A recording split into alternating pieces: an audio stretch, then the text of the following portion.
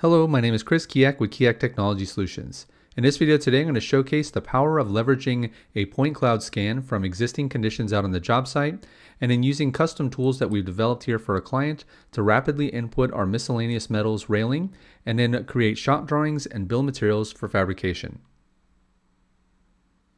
To get started, I'm going to come up here and open up the model folder. I'll then create a new folder here that will be called reference, or you could call it point clouds, and this is just so that way the point cloud file will live within the model folder. Once I've created that folder, I'll go ahead and paste in my point cloud E57 file, and then I'll reference that here within Tekla structures. Next, I'll go ahead and go to the cloud icon here on the right hand side of Tekla structures, and I'll press the attach button to then browse to the point cloud file and attach it here into my model. Now we'll go ahead and click on the eyeball icon here to go ahead and make that model visible. And here we can see a little bit close to the origin that the point cloud scan is now available. Now in this particular case, I don't really have a grid that I need to be working with, so I can select on that and delete the grid out. Next, we're ready to go ahead and start modeling in some parts natively in Tekla, so that way we have somewhat of a flat platform in order for us to go ahead and model in the railing. Now, when you get started with the point cloud and you zoom in, you're going to see that there are a lot of different points here for you to snap to. So what we want to do is we want to get a flat surface for us to model to. Now, I can come in here to, for instance, the concrete tab, and I could go ahead and model in a slab. And when I go to the properties icon here on the right, let's maybe just choose a wood floor here as an example. And so now what I'm going to do is I'm just going to zoom in as close as possible to what looks like it's this edge of deck and at the face of the wall. Now, at this point here, you can see that as I hover over to the right, there's lots of other snaps, and I want this to stay flat in case that deck is sloped out in the field, just in order to make this easy for me to model in my railing. So what I'll do is I'll right click and say free, and then I'll just let the ortho kick in. And you can see here that I'm getting pretty close to the edge of that corner there. And here I'm going to go ahead and click on 13'4". Then I'm going to do the same thing. I'm going to right click and say, let's just do free here. And then I'll just go backwards. And you can see that there's a little bit of slope in the deck. So if I just go back here, I'll click that point. Then I'll come over here for the width of the stair. And then I'll right click and say free again to just follow that ortho. And then I could go back to the wall and just say free. And then I could come all the way over here and just say free.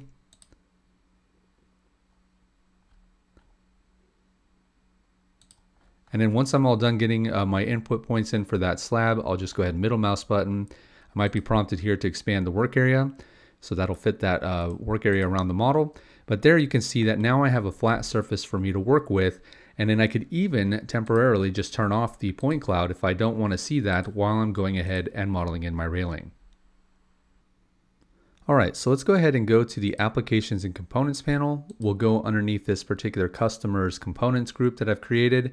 And I could use the S76 and S77 railing and stanchions macros, but then I'd have to model in some beams in order to attach those rails to, and there's some exploding and manual work that needs to be done. So instead, the customer had me create a custom plugin for them using the Tekla API, and it has all of their very specific standards and their spacing calculations automatically built into this.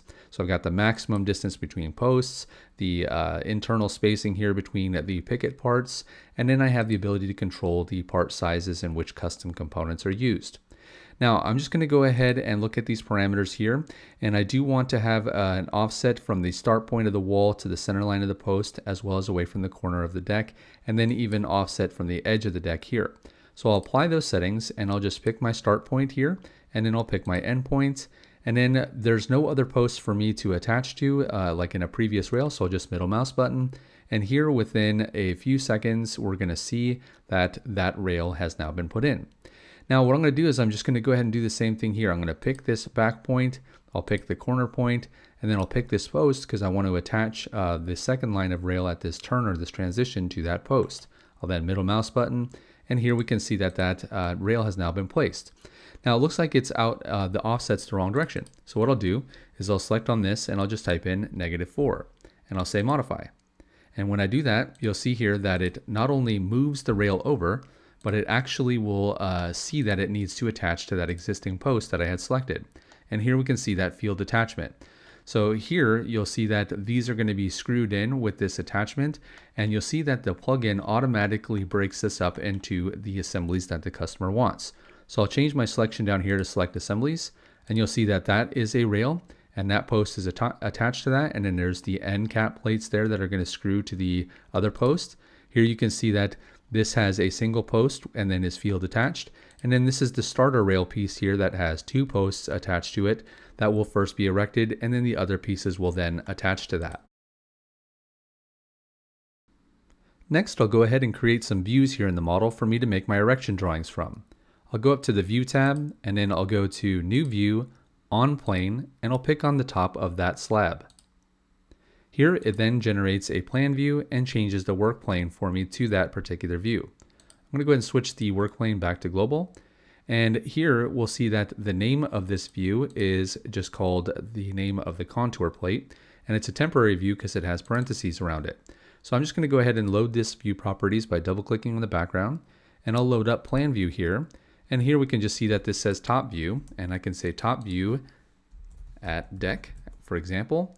I can set the view depth up and down from the top of that deck, and I'll press apply here, or actually just modify that, and now you can actually see that it shows the full height of the rail, and then this view is now looking bird's eye view directly from the plan down to the top of that deck. Now, next what we'll do is we'll close this down, and we'll then create some elevation views. So I'll load up elevation, and I can say rail elevation front, and I'll just go ahead and say apply. Then what I'll do is I'll say new view using 2 points, and I can choose which direction that I want this view to be created. If I go from left to right on the outside here, you'll see that there's these arrows that show the direction in which the view will be created. Well, maybe I want this to be actually viewed from the inside.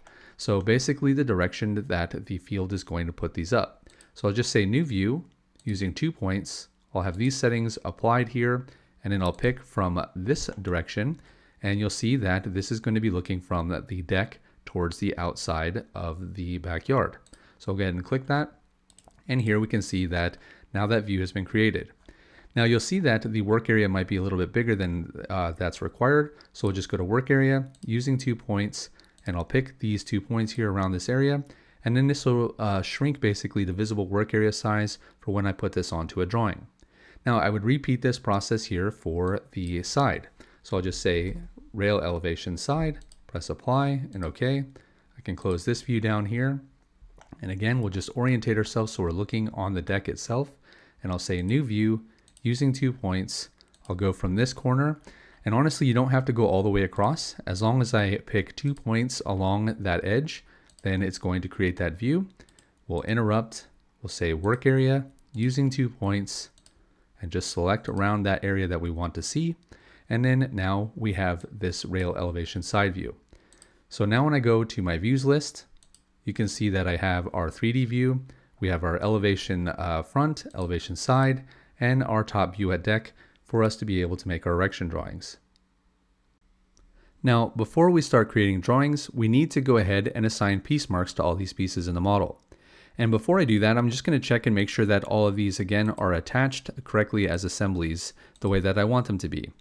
And I can even right click and say inquire, and it'll show me which part is the main part by turning orange, which means that's the way that the drawing is going to be orientated when the shop drawing gets created, and all the bright yellow parts are then shop attached to that assembly. Now, when I do the inquire here in the dialog box, you're going to see that it shows RO with a question mark in parentheses. This means that the numbering or the piece marking hasn't been assigned yet. So to do that, we come up here to Drawings and Reports. We then go to Perform Numbering, and we'll do Number Modified. This will then assign all of the piece marks to those parts as well as to the assemblies. When I inquire on this, you'll see that this is now a piece mark of R2, and you can see all of the submaterial parts that are on that assembly. Next, I'm going to go ahead and go up to the project properties here underneath the Tekla menu. Under the project properties, I can enter in the job number. Here I'll just go ahead and say 2024-001 as an example. And then here I'll go ahead and put in the project name. Then I can also specify the address. You can see here the fields that need to be modified because they turn yellow. So once I press modify, those settings have now taken effect. Now I'll go ahead and make my erection drawings. First, I'll orientate myself in my 3D view in the orientation or direction that I want the field to be able to look at this. Then what I'll do is I'll go up to Create GA Drawing here underneath the Drawings and Reports menu. This will open up the dialog box. I can then select the model views that I've created, go to Drawing Properties, and in the Erection Drawing Properties, I can choose the different view types or setting types that I want to use. I'm going to create an isometric drawing. This will be the first drawing number, so that will be E for Erection Drawing 1, and it'll be the description of isometric. I'll apply these settings. I'll then check the Open Drawing and say Create, and now I have an isometric view created on this drawing. Now, I can go ahead and select on this particular view, and then I can click on the contextual toolbar here at the top and change the scale. So the smaller the number, the larger the view will get. So I typed in 24 and pressed enter. Now I can click on the view border and then just hold down my left mouse button and drag it down, or I can right click by first clicking on the background of the drawing, saying right click Arrange Drawing Views, and it'll center that view here on the drawing. So again, I can just come up to the contextual toolbar and change that scale and press enter. Or another thing I can do is I can press on the gray border, go over to the properties on the right, and I can change the scale here. Let's change this to be a little bit smaller, so that way we get a little bit larger view. Now this time I'm going to click on the view and then hold down my left mouse button and drag it, and here we go. Now in this particular view, I have the part marks turned off by default. However, if I select on a piece and then right click and choose Add Mark using View Properties, that will then turn on the mark for that particularly selected part. I can also select on that mark and then delete it. Now, if I wanted those to automatically appear, then what I could do is I'll actually undo those so that way no manual mark has been done, and then I'll double click on the background, which opens up the Erection Drawing Properties. I can control the marking or callout of parts here underneath the Part Mark button. Here we can see that for the main part of an assembly, the assembly mark is going to be shown and it's going to be inside of a box. That's what these brackets are here on the top and bottom. For secondary parts, if I selected on like a picket or a post, I can also turn on the assembly mark. That way, no matter what part I select, it will turn on that assembly mark. Now, if I want these marks to automatically be displayed, I don't want to do this for all of the secondary and main parts. And let me show you what I mean. If I switch this from none to distributed, or let's say always, so it appears in all views, and I say modify, then I get basically too many marks shown here on the drawing automatically. So what I'll do is I'll just go to secondary part here and I'll say remove, and then press modify, and only the main parts of the assembly will get that piece mark shown. Now, instead of me having to manually select and turn on those marks, here I can just move those marks around, and only the parts that are the main part of the assembly, which is only going to be one part on the assembly, will have the mark shown. Now, let's say that this particular mark, I want this to be a leader line.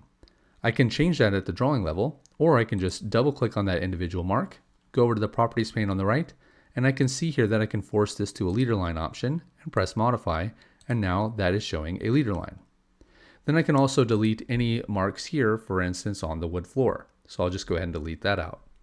So it gives you, you can see how you can have complete control over either manually or individually adding marks and manipulating them or changing them, or doing it at the drawing level.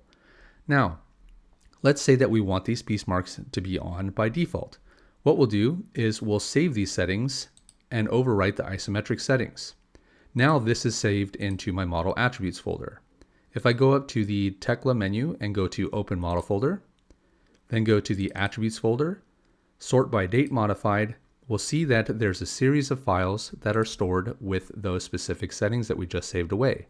I can then right click and I can cut those settings, and now I'm going to go ahead and paste those into my firm folder, so that way all future jobs will now use those settings instead and automatically display the marks.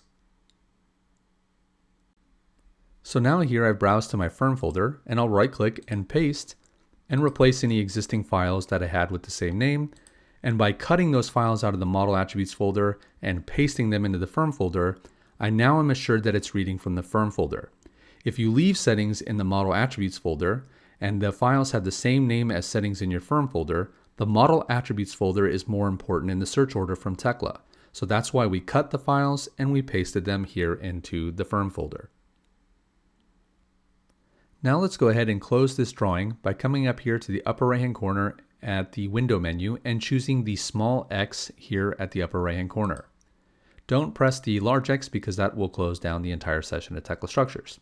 So here you're going to see this prompt to save the drawing, and there's also this option to mark the drawing ready for issuing. I like to use this as a status for tracking the drawings that I have cleaned up and are ready for me to print and submit for approval. Now if I go up here to the Document Manager underneath the Drawings and Reports menu, I have the ability to then see and access all of the drawings that I've created on my job. You'll see here's the E1 that I've created, and you can see that this checkbox represents the ready for issuing. I can then turn that status on and off here at the top of the Document Manager with these two buttons. All right, now I'm ready to go ahead and create my next drawing. Okay, so I'll go up to Create GA Drawing. We'll go ahead and select the top view at deck for my plan view, drawing properties, and then I'll choose the plan settings. Now in these dialog boxes where there's a save and load button, once you select the settings, you must press the load button. Here you can see that I have E2 and the description is going to be floor plan. I'll apply those settings. I'll then check the open drawing checkbox and create the drawing. And here you can see that view has been created. Now what I'm going to do is I'm going to go ahead and select on this view, and again I'll change the scale. Let's go ahead and switch it to 20 and see if that will fit. That actually looks good. So I can grab the gray view border, click on it, and then hold down my left mouse button and drag it into place.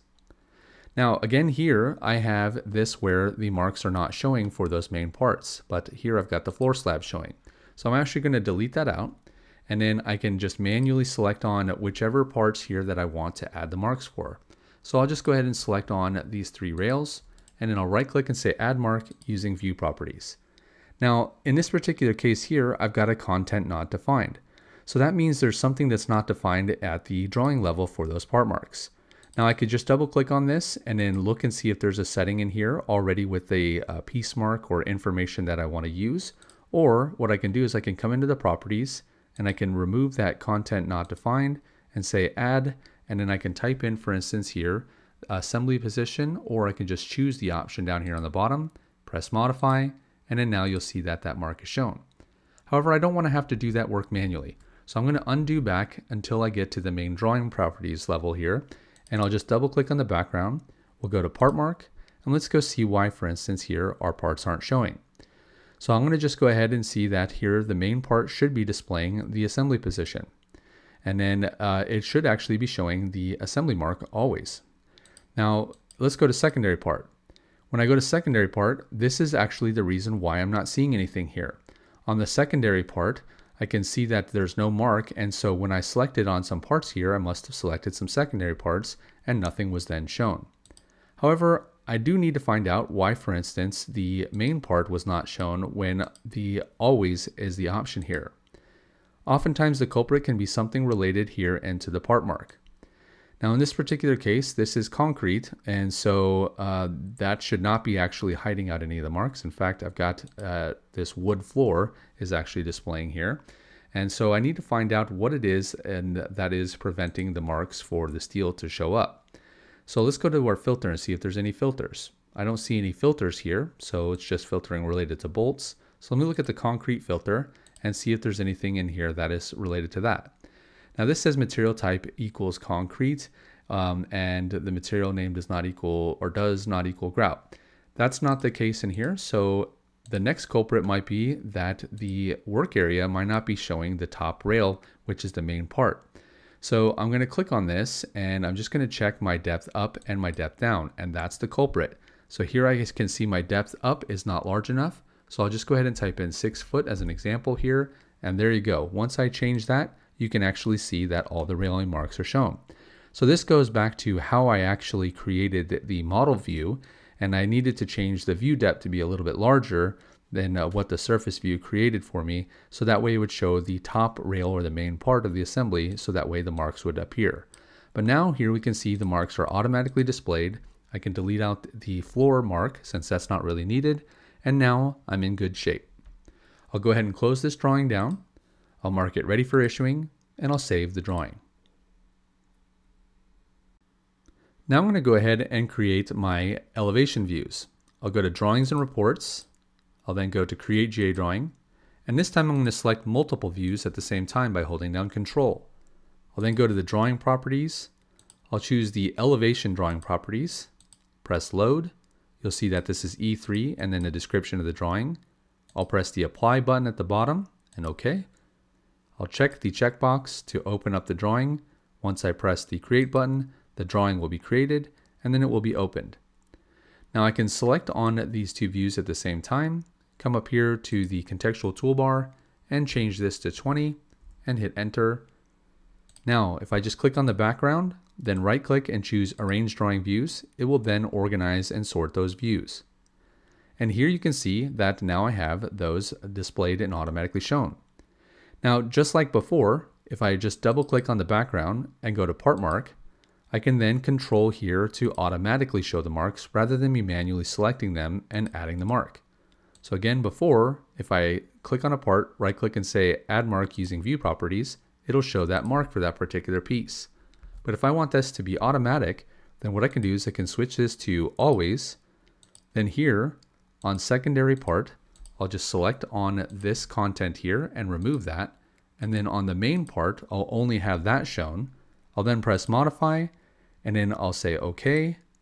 And then I'll save my elevation settings so that way I can put those in my firm folder like I did before with the isometric. And now, if I just need to, I can delete out this particular mark for the floor, but then all of my railing marks and everything are shown here.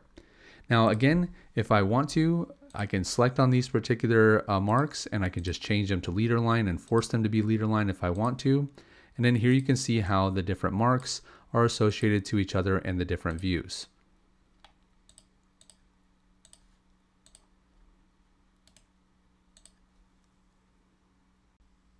Okay, so next up I'm going to go ahead and create an assembly drawing. Now to do this, I have my selection down here on Select Assemblies. So I could just select on this assembly and then I can create the assembly drawing that way. The alternative is if you have Select Objects and Components down, that will allow you to select individual parts or objects inside of assemblies. And then you can create single part drawings or assembly drawings. Let me show you the difference. If I come up here to the Create Fabrication drawing underneath Drawings and Reports, when I click on this button, it opens up the Smart Create dialog box. If I have a part chosen like I see here, you'll see that it shows me an A for creating an assembly drawing and W for workshop or single part drawing of the individual part that I have selected. Now if I'm going to choose parts and I only want to create assembly drawings, I can go down here to the object visibility and click on the eyeball next to parts and it will only show assembly drawings. The alternative way is if I'm just trying to do assembly drawings, I can go ahead and choose the Select Assemblies and I can select on the assembly itself and then only assemblies will be shown here in the list. So even if parts are chosen here, because only an assembly is selected, only the assembly will appear in the list. Now, underneath Applied Settings, we have some save settings here specifically called BOM Rail. These are settings that are created for the customer to create their assembly drawings. I'll go ahead and press the Create button here, and then here Tekla will say once it's done that one drawing has been created successfully at the lower left-hand corner. I'll then go to the Document Manager. I can then see my new R2 rail drawing, and I'll go ahead and double click on this and open it up for me to edit. Now, I've intentionally turned off the dimensioning here, and dimensioning rules could be set up inside of the view properties to automatically dimension, but I'm just going to dimension exactly the way that I want by manually coming here to the dimensioning tab or menu at the top of Tekla. I'll then go to the horizontal dimension command. I'll then zoom in and I'm going to see that there are these red circles or dots which represent the reference points or input points for these parts. Now if I want to have dimensions to the center, I can then just click on those points and that represents the center of the pickets and the posts. Now if I want the shop to go ahead and locate this first post here based on the gap shown, then I can go ahead and select those 2 points and then middle mouse button to place my dimension. So let's repeat that on the other side. I'll click this point, and then move my mouse where I want to place the dimension and middle mouse button, and now that dimension has been placed. Let's say that I want to go ahead and do the equal spacing dimensions here. Now I'll just go ahead and start clicking on these dimensions to each of the points. Now once I'm all done, I can come up here and middle mouse button to place that dimension. Now I'll right click and say interrupt.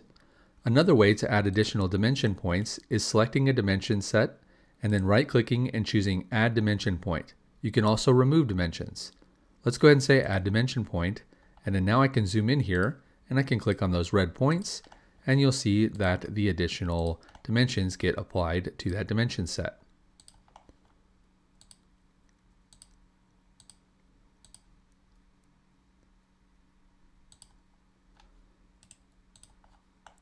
And there we can see that we have those dimensions. Now I can click on that dimension, and then once it's selected, I can then hold down my left mouse button and just get somewhere on the dimension and drag it up so that way it goes higher. I can then click on this mark, and then I can press down my left mouse button and drag this and then release, and then that moves around. Now I can also hold down the shift key on my keyboard, and when I hold down shift after selecting on a mark and then drag that with my left mouse button, it not only moves the mark, it also moves the leader line. So you have complete control over editing the drawing. Now let's say that I want to remove this dimension because I already have the 2 1/4 down here. I can then right click and say remove dimension point, and then click somewhere near on that dimension line, and then that specific dimension point will be removed from the set. Now if I wanted this to say equal spacing, I could select on that dimension. I could go to the properties pane on the right and say combine equals dimension, and then say modify, and then it shows me how many spaces at 4 inches equals the total dimension there. Now I could also add a total dimension here for the overall length. So I'll go ahead and add that by picking these 2 points and then middle mouse button to place that. I'll right click and interrupt. Now again, I can click on this view, and by selecting the gray view border, and I could drag this view down until it's placed correctly here inside of the drawing border. Now I can add additional dimensions here off to the side. So I'll just go ahead and select on my dimension for the control to the bottom rail. And then maybe I'll add a dimension here just showing where the top rail is. I'll right click and interrupt to get out of any command, because Tekla wants to repeat applying commands until you interrupt or escape out of them. And then here, as I just clean this up, everything looks really good. Now once this has been done, I'll close the drawing and I'll say mark it ready for issuing. Now, the next step is I'm going to go ahead and smart create from that existing drawing and tell it to automatically clean up the other drawings. Okay, so now I'm going to go ahead and select on this next assembly, which is a little bit different than the first. It only has 1 post and then the end plates. So let's go up to create fabrication drawing, and then we'll see here that smart create kicks in, and it's automatically trying to recommend to clone intelligently from an existing drawing, my R2 rail drawing that I've already created. And this is R3 rail. I'll go ahead and press the create button and let's see how it does. Once that drawing's been created, I'll go to the document manager and we'll see here that it says this drawing was cloned. And I can tell that this is the drawing that I'm working with because I can also see I don't have the mark ready for issuing. And one other way that I can actually see which drawing this is if I have that part selected in the model, I can filter the document manager to only show that particular drawing with that selected object by pressing this button here. Now I can then clear that by pressing the filter and unfilter button, and this also works in reverse. So if I clear my selection by clicking on the background, if I select on this drawing in the document manager, there's another button here, this black or gray isometric cube. When you click on that, it highlights the selected assemblies and parts in the model based on the selected drawings. Now, let's go ahead and open up this drawing and see how it looks. By double clicking on that, the drawing editor will open, and you can see here that it tried to clone the dimensions. Now, some of the dimensions didn't quite exactly clone the way that I had expected because there's no post here. And for instance, the dimension to the bottom rail and the top rail were removed because I was dimensioning to the post before that now no longer exists. So I'll just go ahead and add those dimensions again over here on the right hand side. So I'll just pick here to here. There's my first dimension, and then I'll go ahead and pick on the top. There's my second dimension, and then I'll show you how I can easily adjust these dimensions on the left.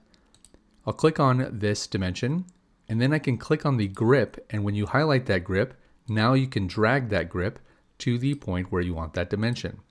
Same thing up here. I'll click on this top dimension, I'll then click on that grip, and I'll just drag that to the outside, and now my dimensions have been adjusted. Let's go ahead and close this drawing down, and we can mark it ready for issuing.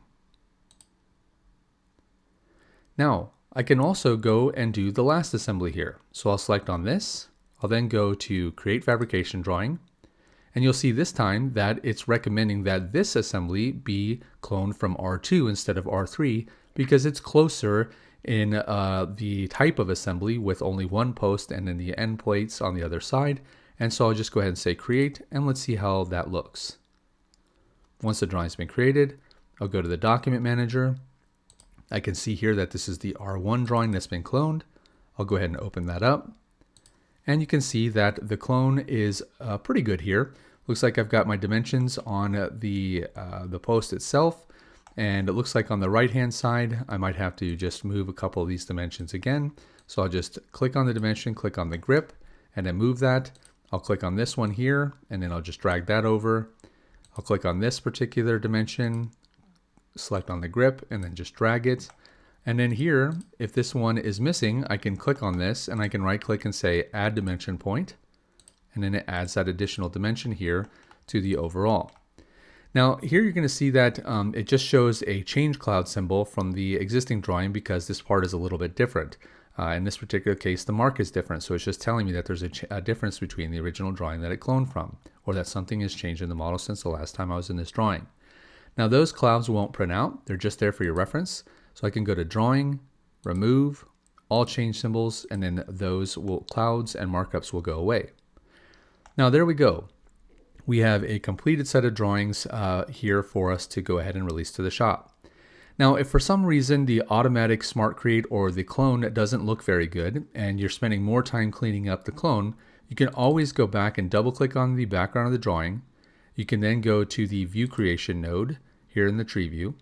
And at the bottom, there's a Recreate Drawing option, and you can switch it to Yes and press Modify, and then that will totally recreate the drawing. Now, if I do that, all my dimensioning and everything's going to go away, and it's as if the drawing's been created from scratch using those saved settings. Now, I'm going to go ahead and undo this because I liked the clone drawing. We're all set. We'll close this drawing down, mark it ready for issuing, and now we have our assembly drawings done. Now, optionally, I can create individual single part drawings of all the parts on these assemblies. Now, I can do this by changing my selection to Objects and Components here at the bottom of Tekla Structures. Now, I can then select on those individual parts or window around all the parts in the model. And I want to make sure that I don't select any of the reference parts such as the floor because I'm not going to make shop drawings of those. So I can either window around the parts in the model, that's one way, or I can come up here and go to the Document Manager. I can then go to Assembly Drawings on the left, and I can select on my 3 assembly drawings. Now here I can then go ahead and choose the highlight objects in the model based on those selected assembly drawings. When I do that, it highlights all of the parts that are associated to those assembly drawings. Now, what I can do is I can go ahead and go to the Master Drawing Catalog. When I go to the Master Drawing Catalog, that allows me to choose different saved rule sets or presets that have filters that load up different types of single part drawing properties for different types of parts, such as plates versus HSS parts versus beams and angles, etc., etc. So what I can do is I can just go ahead and choose this Include Single Part Drawings for All Parts with the bill of material. And so when I choose that and right click and say Create Drawings, it'll then go through and it will create single part drawings for all those particular pieces. Now when I close that down, we're then going to go to the Document Manager. I can then go to the group on the left here that says Single Part Drawings, and that will only show me workshop drawings or single part drawings. Now I'm going to select all these particular drawings, and I'm going to highlight those objects in the model and make sure that everything's been created and it looks good. Now, I'll go through each of these drawings here, and you can see that they're in 8.5 by 11, and it gives you a bill of material. This particular piece is a bought out item, and so I can see that that's been marked that way. Then here I go to the plate, and it can show me all the dimensions and everything that I need here. Then I have the bill of material. It also tells me what quantity of these parts are on the different assemblies. And you just progressively go through each of the drawings and modify and add dimensions as required. Now I have all the erection, the assembly, as well as the single part drawings all created on the job. If I go back to all drawings, we're going to see that here are all the drawings. I'm going to select all of these single part drawings and I'm going to mark them ready for issuing. Now that I have all of the drawings created and cleaned up, I'm going to go ahead and set the issued state on them for issuing them for fabrication, or I could do this at issuing for approval. Now this isn't mandatory, this is just a built-in status that you can use in the document manager to track what you've submitted or issued. I'll select all the drawings, and to do that I can click on the top drawing, and then I can either right click and say select all, or I can click on the top drawing and then hold down shift and select on the last drawing, and all the drawings are selected. Now to set this status on all of these drawings at the same time, I need to be outside of the drawing editor. So sometimes people will be inside of a drawing and they're trying to update all these drawings, and you can't do that. When you're inside of a drawing, only that specific drawing status and that drawing can be edited. So here we're back in the modeling environment outside of the drawing editor, and I'm just going to go ahead and press the issued button here at the top right of the document manager. You'll then see the issue date gets assigned and who issued it, as well as the issued status. Now if I open up one of these drawings and then I go down here to the title block, you'll see that the issue date has now been filled in. You can then see all of the other information that we had set and filled in based on the project properties, including the job number, the address, as well as the project information. The drawing number and the drawing description comes from the drawing properties here in the name field and the title 1 field. Now again, I'm going to close the drawing editor so that way I'm back in the model, and I'll go to the document manager and I'll select on all of my drawings again. This time I'm going to go ahead and set the revision. So I've got all my drawings selected and I can press the revision button here at the lower left, or I can right click and choose the revision option. Now to save some time, I'll go to the drop down list here at the top and I'll choose for approval. Here we can see the letter A is used for approval. Then I can go ahead and put in my initials. I can then click on the date picker here and choose today's date and press the create button because we're creating a new revision. You'll see here that Rev A is now populated on all of those drawings. And we can see that there's now one revision assigned with this particular piece. Now let's go ahead and do a for fabrication. So we'll load that up. I'll put in my initials here. We'll set the date. Let's say that that's tomorrow. For fabrication is filled in, and again I will press create. When I do that, you'll see that this now says Rev 0 instead of Rev A. However, the Rev A still exists on that particular set of drawings, so you can add multiple revisions to the drawings. Once that's done, I'll close that down, and then I'll open up one of the drawings and we can take a look at the title block. You'll see here that now it stacks those revisions with the early revision on the bottom.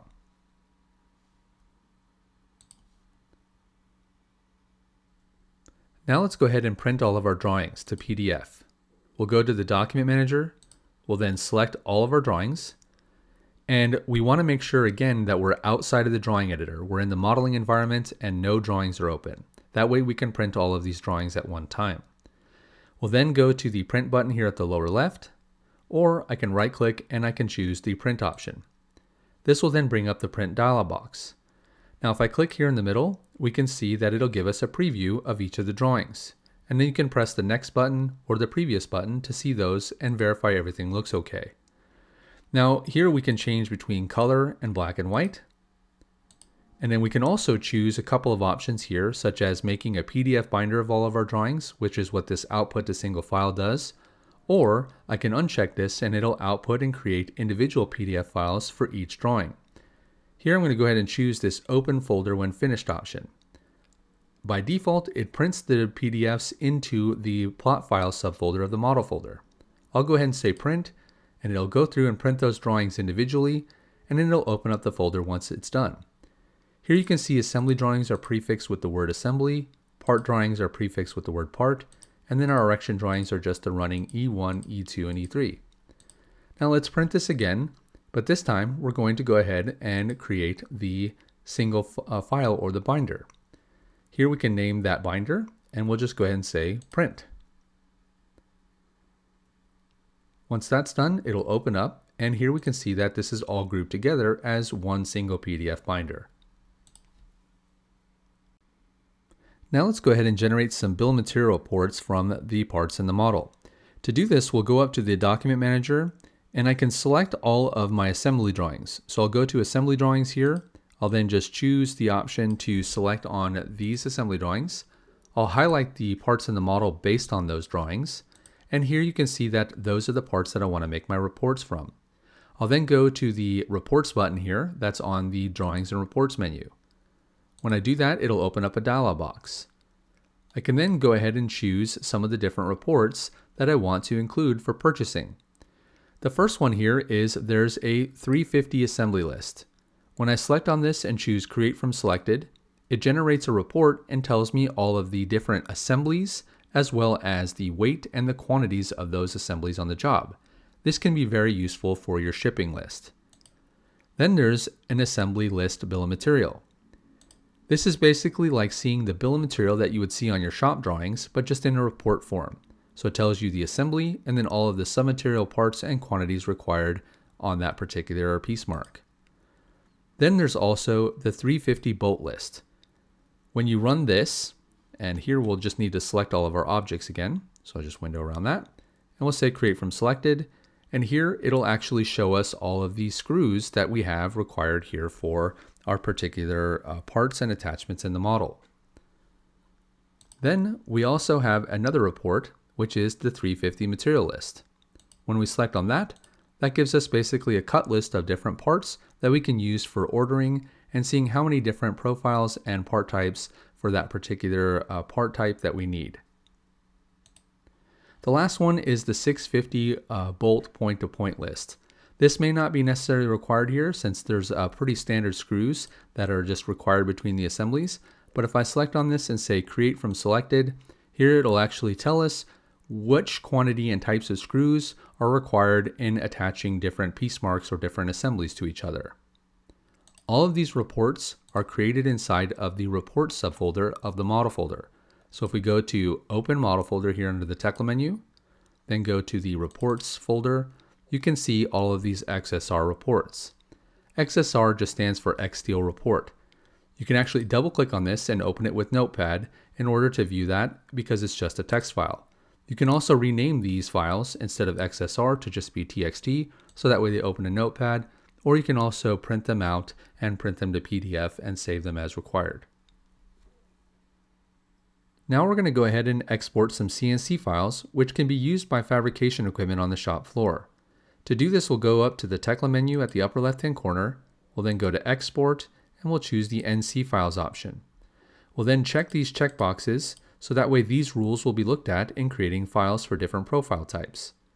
Now the next thing we need to do is we'll go to the Document Manager, we'll select on our assembly drawings, and we'll highlight the parts in the model that we want to create CNC files for. Once those parts have been highlighted, we can press the Create button here, and at the lower left-hand corner, it'll tell you that the NC files have been created. We can then close the dialog box. We'll then go to the Tekla menu and say Open Model Folder. We'll sort by name, and here inside of this NC Files folder, you're going to see the individual HSS parts, as well as the plate parts here, and the CNC files that have been created. Now we're going to go ahead and convert some of those DSTV files into DXF files, which can be used by plate nesting or plate burning table software. So what we'll do is in the search here in Applications and Components, we'll search for DXF. Here you're going to see that there's a DSTV to DXF converter. I can now take this, right click and say Add to Group, and I'll add it to my customer specific tools group. Now when I do that, I'm going to want to publish this to my firm folder so that way I can remember this tool for the future. To do this, I'll right click on my group and I'll say Publish Group. I'll then browse to my firm folder here. So I'll go to C, and then I have my firm folder in Tekla Structures, and then I have this particular firm here. And here is this XML file which remembers that specific group. So I'll just select on that, save, and overwrite, and now other jobs will also have this tool in this group. So anytime any new components or tools are added to the group, you'll want to publish that to the firm folder so that way that group remembers those tools in other models. Now let's go ahead and double click on the DSTV to DXF converter. Once we do that, this tool will open up. And what we can do is we can press the Add button. What you'll then do is browse to the NC Files folder, go to Plates, and select the plate files that you want to convert, and then press Open. Now you're going to want to go through a series of different tabs here to control any different settings, such as what mark information that you want displayed and what layers different objects are going to be on. If you have, for instance, a plasma table or a burn table that only does burn and doesn't do any drill, then you might want to set all of the hole layers and everything to something like burn or cut. And you can adjust all those settings and then save them away with the settings name. If you save anything with the name standard, all lowercase, and then put that in your firm folder, then that will always be remembered by default and you don't have to load any settings manually. Now once those settings have been set, then what you'll do is you'll just go ahead and press the convert button, and then it'll create those additional files. And when I press open, you're going to see that it makes a DXF folder here. And then now those plates, specifically in DXF file format, have now been created, and you can then import those into your plate nesting software. The last step I'll show here is an option to export a digital format of bill of materials that can be imported into software such as Tekla PowerFab. Tekla PowerFab essentially is a material purchasing, estimating, and production control software that fabricators use to track all of the fabrication and shipping process on the project. What we'll do is we'll go to the Tekla menu, Export, and we'll go to Tekla PowerFab. When we choose this option, you'll see that there's a series of options for us to select from. We'll go ahead and choose the Selected from Drawing List option, which basically means that when I go back to my document manager, I'm going to then go ahead and choose which drawings that I want to include in the submittal package, which will also include the bill of materials. And I can see that option here with this check Include Bill of Materials. Now we can also tell it to basically wrap up the PDF files to be imported into PowerFab as well, by using the plot files or the PDF files that we created in the plot files subfolder. We can also tell it to generate the CNC files or use the CNC files found in the NC Files folder that we already had exported. Then it will also include a copy of the model file, so that way you can view the model in Trimble Connect while also looking at statuses for production inside of the 3D model and in Tekla PowerFab. Now once everything is chosen, all of my drawings have been selected, and we'll also include general arrangement drawings here. And let's maybe just save this away as standard and put that in our firm folder, so that way we don't have to change any of those options again. And we'll press the Export to Tekla PowerFab button. Now, once this is done, here it's just saying that there might be some CNC files missing from some things in the model. So we'll just go ahead and say yes. And we'll go ahead and see that the export has been done. And there's the PFXT file that can be imported into Tekla PowerFab. Now I did want to see what the missing CNC file was, and it's for, it looks like, the cap plates. So here it shows CP1 does not have a CNC file for it. And so that is going to be basically this part right here. So if I double click on this, we can see that that is for that. If I inquire, that is CP1 for the part mark, and that did not get a CNC file because it's a bought out item. And that's okay. So the export is still successful. We don't need a CNC file for that, but I wanted to make sure I looked at the log file and understood what was going on. Another digital bill of material file that can be exported is a KISS file, or Keep It Simple Steel file. If we go up to the Tekla menu and go to Export and then choose MIS for Material Information Systems, when we select on that, we'll choose the KISS option, and then we can name this, for instance, for Fabrication as the name of the package or the submittal number. And then we'll go back to the document manager, select on our 3 drawings, highlight the objects in the model, and then we'll go ahead and say Create from Selected. Now here at the lower left hand corner, Tekla says that the KISS file has been written, so let's go ahead and go find that file. We'll open the model folder, we'll sort by date modified, and we can open up that KISS file with Notepad. Here you can see that it's just a comma delimited file with the drawing records, and it includes all the parts, the bolts, the screws, including labor items such as welding and hole data, as well as even cut or cope data. Now let's say that we want to publish this 3D model to be viewed in Trimble Connect by people that don't have Tekla structures. The model can then be viewed on a web browser, a desktop application, or even a mobile tablet or phone such as an iPhone or Android operating system tablet or phone. What we'll do to do that is we'll go to the Trimble Connect tab. Here we can go ahead and say Upload Model. We'll press on that, And if the Trimble Connect project was not linked or created at the beginning of the job, we'll then be prompted for that here. And by default, it wants to use the same name as the Tekla model folder name. So we'll just go ahead and choose Create, and then that will then link this Tekla Structures model to a Trimble Connect project. From there, we'll go ahead and press the Upload Model again, and it's prompting us to save the model, and then it will go ahead and upload. Now, once this is done, we can see at the lower left-hand corner that the model export has been finished. Here we can also see that it gives us a notification that it's also been complete. Now from here, we can go ahead and open up Trimble Connect using the For Browser option. This will then open up your web browser, and then you can go ahead and log in. Now, you can basically use your Tekla account or your Trimble identity to log in to Trimble Connect, and a Trimble Connect license comes with your Tekla Structures license. Now, here we can see that there is this folder, and then we can choose that model. And here in our web browser, outside of Tekla Structures, we can easily view and see this particular model. And then we can also upload any of the additional models or reference models that we have in here for viewing as well. Now in this particular case, we can actually add markups and red lines, and we can even create to-dos in here if we wanted to make comments in here, and then this information can actually be imported back into Tekla Structures. So this is a great collaboration platform for the field or for project managers to review and look at exactly what's going to be built and communicate back with the engineer or the detailer in the back office. Now in the Trimble Connect desktop version, you can actually open up the app, and then what you can do is you can actually view the point cloud along with the 3D model. You can't do this in the web browser, but you can do it in the desktop app. So if I select on the model and press View, we'll then see the 3D model, but then let's go over here to the point clouds option. And up here on the top, I can actually add that point cloud, which I've already done. So I'll press the eyeball and show that here. And then now I can easily see both the point cloud as well as the Tekla model that I detailed. Now this is great to use in coordination with the 2D drawings. This makes it very easy for the field to see exactly what it is that they're going to be placing and compare the job site conditions with what was actually scanned and see how the new assemblies and new pieces are going to be positioned out on the job site.